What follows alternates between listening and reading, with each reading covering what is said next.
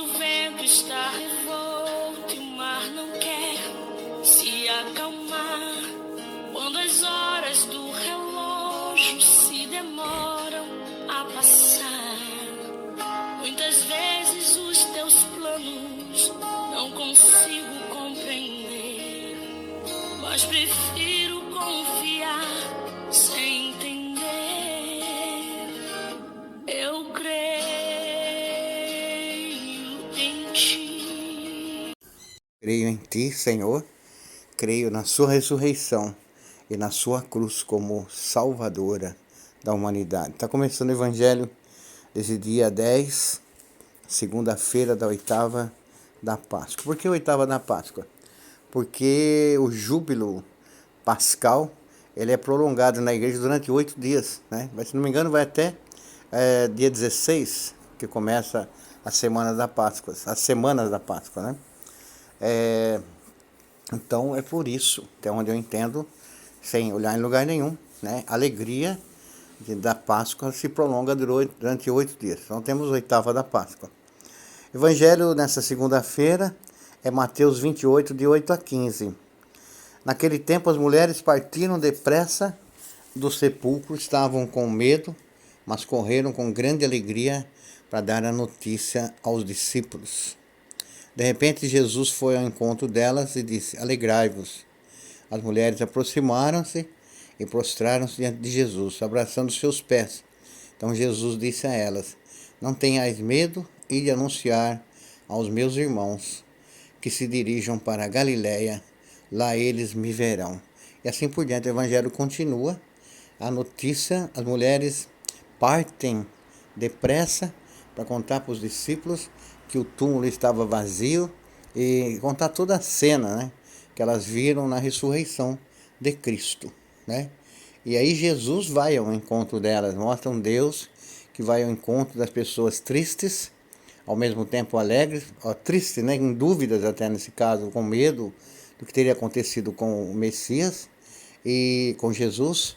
E Jesus se aproxima delas, talvez para alegrá-las, para dar a boa notícia: não, eu não morri, eu ressuscitei.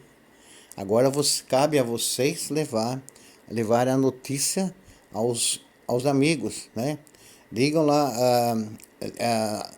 e denunciar aos meus irmãos. Jesus chama de irmãos, os apóstolos, os discípulos, chama meus irmãos. E denunciar meus irmãos que vão todos para Galiléia, lá eles me verão.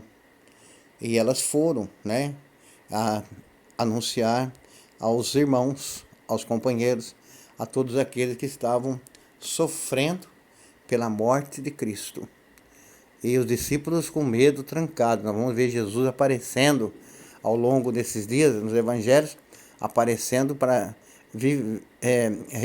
revivar a fé dos discípulos que estavam com medo e enviando-os, né, para a missão. A alegria dessas mulheres deve ser também a nossa alegria, né? Correr ao encontro das pessoas, contar a novidade sobre Jesus. Longe de moralismo, longe de qualquer tipo de moralismo, não sou moralista, mas nós corremos ao encontro das pessoas, muitas vezes para contar coisa ruim, né? É muito comum eu ouvir isso na pastoral.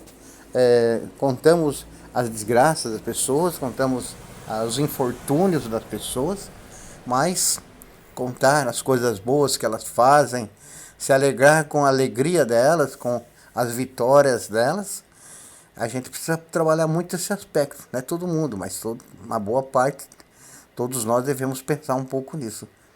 A notícia alvissareira, bonita, de Jesus ressuscitado, deveria ecoar entre os discípulos, primeiramente, que estavam fechados, trancafiados, né? E até vai ter entrar a figura do Tomé aí, né? Se eu não ver, não colocar a mão, né? Eu não acredito. E ainda hoje nós vamos ter, apesar da notícia correr hoje pela internet, pelos meios de comunicação, pelas mídias, tem muita gente que fala: não acredito nesse Jesus, né? Eu gostaria de ter um Jesus mais bravo, como é um caso com uma pessoa que me falava esse dia. Queria ter um Jesus mais duro, né? Um Jesus com forças, até militares, já ouvi falar isso, né, no passado. Gostaríamos de ter um Jesus combatente, quando na realidade a mensagem das mulheres é: vai lá, diga que eu ressuscitei para viver em paz, viver na paz, para dar a paz. E Jesus vai aparecer sempre dizer: eu vos deixo a paz, eu vos dou a paz, né? A paz esteja contigo. Essa vai ser a grande mensagem de Jesus. Acabou, né? Acabem com esse fechamento, né?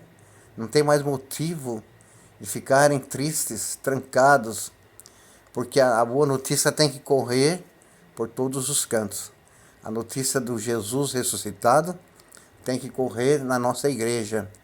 A igreja acredita muito e baseia-se nas suas ações na ressurreição.